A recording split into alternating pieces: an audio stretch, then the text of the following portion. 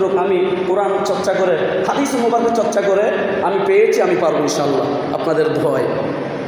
তাইলে মসজিদের ইমাম যদি আকীদা নষ্ট হয়, তো তাদের তো আকীদা নষ্ট ছিল বিদায় আমার রাসূলকে বানান করে দিয়েছেন কে?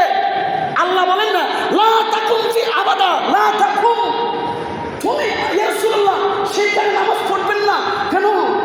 তারা কিন্তু তাদের ঈমান আকীদা ঠিক ছিল না, তারা কাযযাব ছিল, মিথ্যাবাদী ছিল।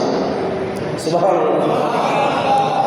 তো ইমাম যদি আকীদা নষ্ট হয়, ইমামের আলোচনায় কোরআন শরীফের আয়াত বলছে একটা, সেটার ব্যাখ্যা করলে আরেকটা, তাহলে ঈমান কেড়ে নিল না? এটা আমি চাইলে ইন্না আফদালা বাইতি মুদিআ লিন-নাস লাল্লাযী বিবাক্কাতা মুবারাকান ওয়া হুদাল লিল আলামিন, 4 নম্বর সূরাতুল আলী ইমরানে যে আয়াতে তেলাওয়াত করেছি, এই আয়াতের ব্যাখ্যা আমি যদি সে আয়াত সম্পর্কে আমার জ্ঞান না থাকলে তাইলে আমি আরেকটা তাফসীর করব।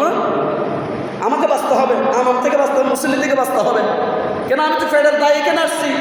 নাই ফরমাকা একটা আয়াতের উপর তাফসীর বের করতে হবে, প্রতিটা শব্দের কায়দা বের করতে হবে, শান নুজুল বের করতে হবে, সেখান থেকে আবার কায়দা বের করতে হবে, নাহু সরফ বুঝতে হবে, নাহু সরফ বুঝতে হবে, সেটা বাপ চিনতে হবে, সেটার আবার কায়দা বুঝতে হবে, কায়দা বুঝলেন, নাহু সরফ বুঝলেন, সব কিছু বোঝানোর পরেও এটা গবেষণা করে সে আয়াত থেকে কথা বলতে হবে, ঠিক কিনা বলুন?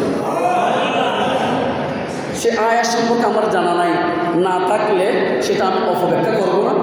অপব্যাখ্যা করলে আমার তো গুনাহ তো হয়েছে। তাইলে যারা শ্রোতা বসে আছেন তারা তো আপনারা সুবহানাল্লাহ আলহামদুলিল্লাহ বলে ঠিক কিনা? আপনারা বলছেন ঠিক, তাইলে আমিও শেষ, আপনিও শেষ, সবাই শেষ। সেই জন্য আমাদেরকে খুব জাস্ট বি কেয়ারফুল, আমাদেরকে